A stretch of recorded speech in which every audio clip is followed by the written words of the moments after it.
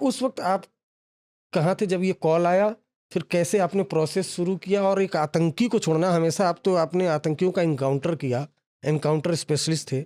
तो क्या ज़हन में चल रहा था और कैसे पूरा प्रोसेस चला, इसके बारे में? जब मुझे आदेश हुआ कि आपको ये काम करना है क्या काम करना है उसमें? कि एक आतंकवादी को जेल से छुड़वा कर और हैंडओवर करना है आईजी एयरपोर्ट पर, तो दिल में तो बड़ा दुख हुआ कि एक आतंकवादी जिसको हम पकड़ने का काम करते हैं उसको छोड़ने का काम करना पड़ रहा है आज। तो बड़ा दिल में दुख तो हुआ, लेकिन ड्यूटी सरकारी है, हुँ, तो जो हुक्म हुआ उसका पालन भी करना पड़ेगा, क्योंकि सरकार ने कोई ये फैसला लिया होगा तो कोई सोच समझ के लिया होगा। हुँ, ये थोड़ा दुख होने के बाद फिर जो हुक्म था उसके हिसाब से मुझे जो ही पता लगा कि मुझे जाना है, तो हुँ, मैंने अपनी स्टाफ को साथ लिया, जो कमांडो साथ हुँ, लिए, और अपनी जिप्सी में लेकर उनको मैं पहले 30 हज़ारी कोर्ट गया। हुँ, 30 हज़ारी कोर्ट में उसको छुड़वाने की जो जिम्मेवारी होती है वो होती है सीएमएम, चीफ मेट्रोपॉलिटन मजिस्ट्रेट होते थे उन दिनों, हुँ, उनकी जिम्मेवारी होती थी। वो उसको रिलीज़ करेंगे, हुँ, और उसके बाद हम मेरी रिक्वेस्ट पर कि सरकार ने ऐसा फैसला किया कि इस आतंकवादी को, बिना राइटिंग में कोई काम नहीं होता है, हुँ, कोर्ट में भी राइटिंग में देना पड़ेगा कि आपको क्यों छुड़वा रहे हैं, तो उसकी एक एप्लीकेशन बनानी पड़ेगी। वो एप्लीकेशन बनाई सीएमएम को थ्रू पब्लिक प्रोसिक्यूटर, हुँ। वो पेश की गई। क्या और लिखा था मतलब? पब्लिक प्रोसिक्यूटर यही लिखा था उसमें कि ये इस आदमी को उसकी केस की डिटेल्स, जिस केस में वो बंद था, वो सारे केस में वो सज़ा काट रहा था, और उसमें उस आदमी की ये बंद है, और ये अभी हुक्म हुआ है कि इसको छोड़ा जाए, रिलीज़ किया जाएगा। हुँ, कोई शर्त नहीं, कोई कुछ नहीं, हुँ, रिलीज़ वारंट इसका बनाना है। तो वो रिलीज़ वारंट कोर्ट ही बनाएगी।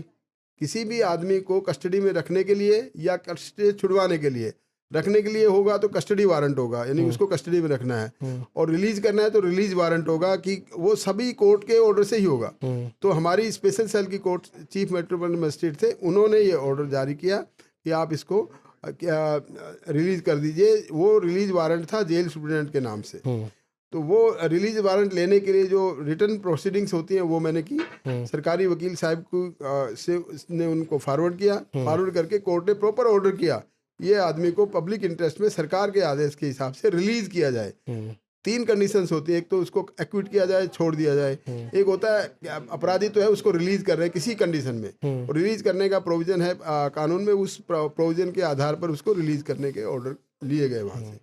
और वो रिलीज वारंट जब मिल गया, पूरा प्रोसेस होता है, 2-3 घंटे वहाँ लगे, और रिलीज वारंट लेके फिर मैं जाके जेल में गया, जेल सुप्रीडेंट से मिला। किस तरह से जेल में गए थे? कितने लोग आप थे? मेरे पास जिप्सी में 5 आदमी थे, मेरे साथ मिला के ड्राइवर, मैं और 5 आदमी और वो ओपन जिप्सी जैसे होती है ना, हुँ, हुँ, लंबे वाली थी हुँ, उस टाइम पे। तो उसको लेकर मैं वारंट को लेने के बाद वारंट को इशू कराया, उसके बाद जेल में गए, Tihar jail. Tihar jail. Tihar jail में उनको वारंट को दिया, और जो वारंट ने फिर जेल साहब ने उसको पूरा प्रोसेस किया, चेक किया कि हाँ, कई बार ऐसा होता है ना, जैसे हो चुका है कि कोई आदमी झूठा वारंट बना के भी ले आ सकते हैं, कोई हुँ, पुलिस की वर्दी में आ गया, वो ये आ हुँ, गया, कोई हुँ, प्लेन क्लॉथ्स में थे हम सब। हुँ, हुँ, स्पेशल सेल में वर्दी तो होती नहीं है, हुँ, प्लेन क्लॉथ्स में थे। तो उनको बताया, हालांकि वो जानते थे, लेकिन फिर भी उनकी एक फॉर्मेलिटी होती है हुँ, कि वो उसको वारंट को भी वेरीफाई कराने के हुँ, लिए। उन दिनों ऐसा नहीं था जो आजकल जैसे हो ना, कि ईमेल से कर दिया, हुँ, हुँ, सरकारी हुँ, ईमेल से कोर्ट से गया हुँ, और जेलर की ईमेल पे चला गया, तो वो तो और ज़्यादा ऑथेंटिक होता है।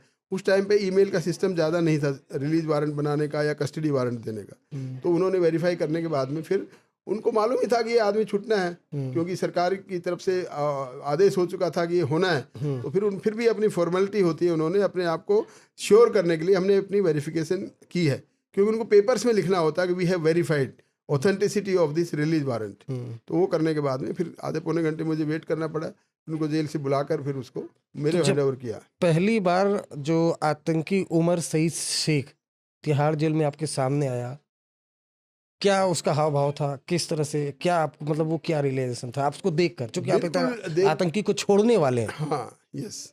देखिए, उसका मैं अगर बॉडी लैंग्वेज बताऊँ, बॉडी लैंग्वेज भी उसका अच्छी हाइट था, अच्छा करीब 6 फुट हाइट का हुँ, आतंकवादी, हुँ, और हैंडसम लड़का जिसे कहते हैं, वो ज़्यादा हुँ, उम्र का भी नहीं था, हुँ, वो 25-30 साल की उम्र के लगभग का था वो। हुँ, तो वो हैंडसम आदमी, और उसके बाद उसका चेहरा बिल्कुल ऐसा खुशी से, जैसे होता है ना कि देखो मैं छुड़ने वाला हूँ। तो इस प्रकार से वो ये उसके दिमाग में ये समझ लिए कि खुशी के भाव थे। उसके चेहरे से हम पढ़ सकते थे, उसको कोई भी ऐसा टेंशन नहीं थी कि टेंशन तो तब होती है ना जब जेल में आना है। अब जेल से जाने के बाद में जाने वाला है अगर आदमी और छूटने वाला है, फ्री होने वाला है, तो उसको टेंशन होने की कोई जरूरत नहीं थी। मैंने एक मूवी देखी है जमीन, जिसमें वो अजय देवगन और वो सब कुछ ऐसा ही प्लेन हाईजैक का था। तो जब आतंकी आता है चौड़े में एकदम और पुलिस खड़ी है, बिल्कुल और वो अपने आप को चौड़ा तो महसूस कर रहा है ना, तभी तो अजय देवगन को भी गुस्सा आया ना तब वो। तो छोड़ा तो उसने भी वही था, जब मैं छोड़ा वो भी छोड़ा था। रियल लाइफ में तो आप अजय देवगन थे, हमने छोड़ा है, वो तो फिल्मी लाइफ था। हाँ, तो रियल लाइफ में अजय देवगन आप थे। आतंकी आया आपके पास, फिर आपने क्या किया? गाड़ी में बैठा क्या किया? हाँ, उसको लिया, जेल से निकाला और फिर गाड़ी में लेके चले गए, क्योंकि हमें जाना था आईजी एयरपोर्ट। टाइम बाउंड था कि इतने बजे तक इसको छोड़ना ही छोड़ना है, लेकिन हमने बता दिया था कि इसमें टाइम लगेगा। कोर्ट से ऑर्डर लेने में, जेल से निकलवाने में कम से कम 3-4 घंटे लग गए। तो वहाँ पर टाइम वो बार बार वेट भी कर रहे थे कि जल्दी लाओ जल्दी लाओ। तो एनीवे हमने उसको लेकर, मैं वो शॉर्टेस्ट रूट जेल से एयरपोर्ट का रास्ता दिल्ली कैंट से होकर था। जब जेल से हम चले तो बीच में उससे बातें करने लगे एज ए इंटरेक्शन की, भाई आप कैसे, क्या हुआ, कैसे करना है, तुम्हें तो मालूम होगा ना, तुम छूटने वाले हो। तो हाँ, उसने बताया कि बड़ा इजीली उसने बताया। उसका मतलब कोई हाव भाव नहीं थे कुछ भी, कि उसने इतना इजीली बताया। हाँ ठीक है, मुझे तो 1 हफ्ता पहले से पता था। 1 सप्ताह पहले उसको कहीं से कम्युनिकेशन हो गया था कि तुम्हें छूटने वाले हैं, हम प्लानिंग कर रहे हैं। उसने जो मुझे बताया, ये फैक्ट है ये, कि उसने ये कहा कि मुझे 1 वीक पहले मालूम हो गया था कि मैं जल्दी छूटने वाला हूँ। वो आतंकी उसने बोला? आतंकी उमर शेख ने बताया कि मुझे 1 हफ्ता पहले मुझे पता लग गया था। इनका कम्युनिकेशन होता है, कोई मिलने आया होगा, उसने बताया होगा प्लानिंग चल रही है। तो वो कहता मुझे 1 वीक पहले पता लग गया था कि मैं छूटने वाला हूँ। उस वक्त जब दिल्ली कैंट में मैंने गाड़ी भी रोकी, जो गोल चक्कर है ना, कौन सा मार्केट है उसके साथ में गाड़ी रोकी, जो एयरपोर्ट को रोड जाता है उस रोड पे। और रोड के एक बार मैंने सोचा थोड़ी देर के लिए, ये आदमी छोड़ने लायक तो नहीं है, और मेरी आत्मा भी गवाही नहीं दे रही थी कि मैं इसको छोड़ूं।